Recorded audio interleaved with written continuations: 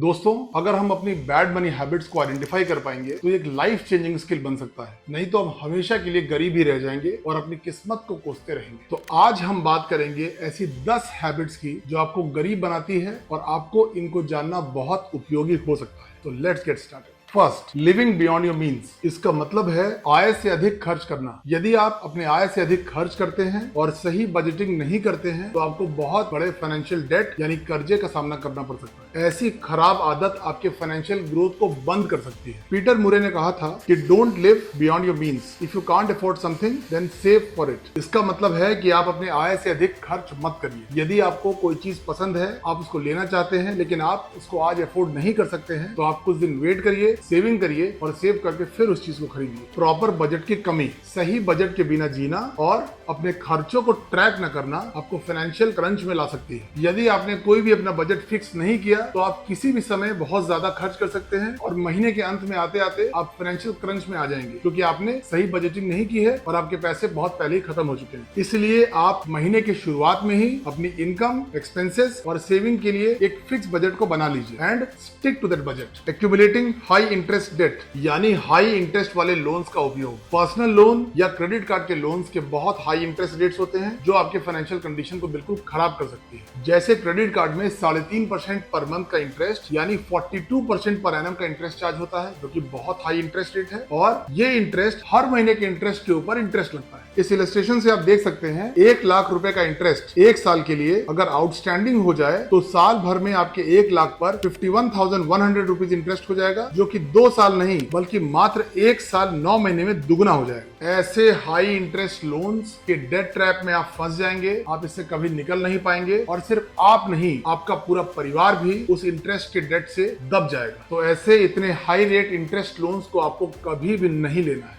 Fourth, not investing wisely for financial goals. अपने पैसे को केवल बचत खाते में रखना या फिर निवेश पे ध्यान नहीं देना तो आपका पैसा इन्फ्लेशन से यानी महंगाई से बहुत जल्दी समाप्त भी हो सकता है। रूल ऑफ 70 ये कहता है कि 70 डिवाइड बाई इन्फ्लेशन रेट आपके पैसे को आधा करने का कैलकुलेशन होता है। यानी यदि आपके पास 70 लाख की कैपिटल है और इन्फ्लेशन रेट 7% है तो मात्र 10 साल में 70 लाख 35 लाख हो जाएगा यदि आपने प्रॉपर इन्वेस्टिंग नहीं की तो। प्रयास करिए कि आप हर महीने अपनी सेविंग्स का 20% से 30% तक या जितना भी मैक्सिमम आप सेव कर सकें उसको सेव करें अपनी रिस्पेक्टेड फाइनेंशियल गोल के हिसाब से। जैसे यदि आपको घर खरीदना हो, बच्चे की एजुकेशन हो, गाड़ी लेनी हो या फिर इवन रिटायरमेंट प्लानिंग करनी हो तो उसके हिसाब से आपको इन्वेस्टिंग आज से ही शुरू करनी हो। आप इक्विटी म्यूचुअल फंड में SIP के द्वारा पैसिव इन्वेस्टिंग कर सकते हैं और अपने सभी लॉन्ग टर्म गोल्स को अचीव कर सकते हैं। फॉर एग्जाम्पल, अगर आपने निफ्टी 50 के इंडेक्स म्यूचुअल फंड में सिर्फ 5,000 रुपए पर मंथ इन्वेस्ट करते हैं अगले 30 साल के लिए at the rate of 13% CAGR, तो आपने इन्वेस्ट किया सिर्फ 18 लाख रुपया और आपका फंड हो जाएगा 2 crore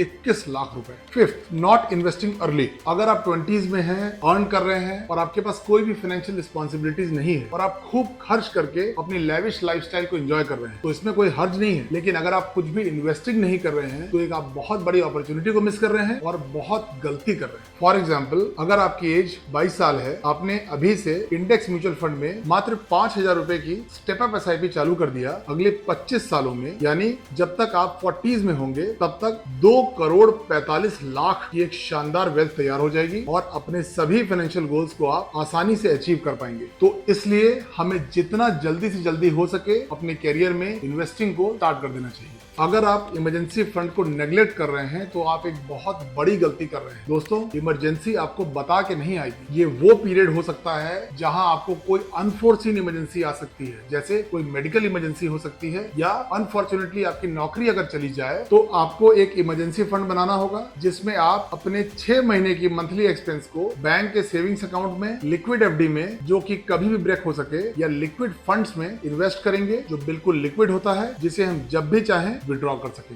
7th, ignoring health care expenses. स्वास्थ्य पर ध्यान न देना, स्वास्थ्य संबंधित खर्चों की अनदेखी करना, मेडिकल इंश्योरेंस को नहीं खरीदना आपको एक बहुत बड़ी फाइनेंशियल क्राइसिस में ला सकता है। क्या आपको पता है कि भारत में हेल्थ केयर इन्फ्लेशन कितनी बढ़ गई है? आप हैरान हो जाएंगे ये जानकर कि पिछले 5 सालों में भारत का मेडिकल इन्फ्लेशन हो गया है 13.6%। सेबी के ऑफिशियल इन्फ्लेशन कैलकुलेटर में आप देख सकते हैं कि आज का 10 लाख का मेडिकल एक्सपेंस अगले 20 सालों में 13.6% की इन्फ्लेशन रेट से बढ़कर 1 करोड़ 37 लाख रुपए हो जाएगा। एक डॉक्टर होने के कारण मैं आपको ये वाउच कर सकता हूँ कि अगर आपने मेडिकल इंश्योरेंस समय पे नहीं लिया तो आप बर्बाद हो सकते हैं एबनॉर्मल मेडिकल एक्सपेंसेस से। 8th, lack of financial education. चूंकि हमें स्कूलिंग में फाइनेंशियल एजुकेशन नहीं दी जाती है तो इसलिए हम लोग फाइनेंशियल प्लानिंग की इंपॉर्टेंस के बारे में समझ ही नहीं पाते। जितना इंपॉर्टेंट हमारा प्रोफेशनल करियर होता है उतना ही इंपॉर्टेंट होना चाहिए पर्सनल फाइनेंस की नॉलेज रखना। अगर आपने अपने प्रोडक्टिव अर्निंग पीरियड में अपने पैसे को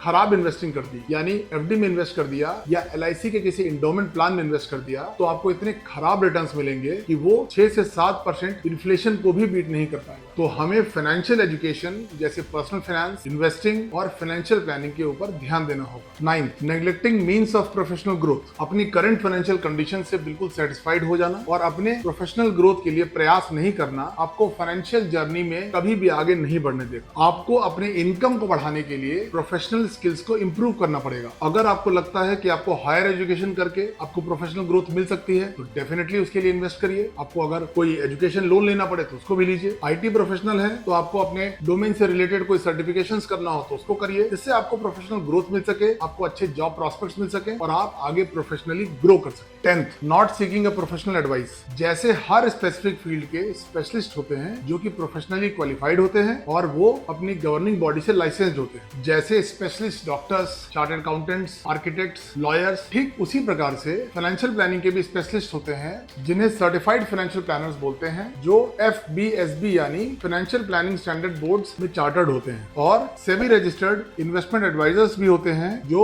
securities of exchange board of India यानी सेबी से लाइसेंस्ड होते हैं। ये अपनी प्रोफेशनल सर्विस का बोर्ड स्पेसिफाइड फीस चार्ज करते हैं। तो हमें इन फाइनेंशियल प्लानिंग के एक्सपर्ट से यानी स्पेशलिस्ट से अपनी गोल बेस्ड फाइनेंशियल प्लानिंग करवानी चाहिए, जिससे हम स्ट्रेस फ्री होकर अपने जीवन के सभी फाइनेंशियल गोल्स को अच्छे से अचीव कर पाए। वॉरेन बफेट ने कहा था, don't save what is left after spending but spend what is left after saving. उम्मीद करता हूं कि इस वीडियो से आपका वैल्यू एडिशन हुआ होगा। आपको अगर वीडियो पसंद आया तो इसको लाइक करिए, चैनल को सब्सक्राइब करिए, नोटिफिकेशन के बेल आइकन को दबाइए और अपने ज्यादा से ज्यादा दोस्तों को शेयर करिए। Have a good financial health. नमस्कार।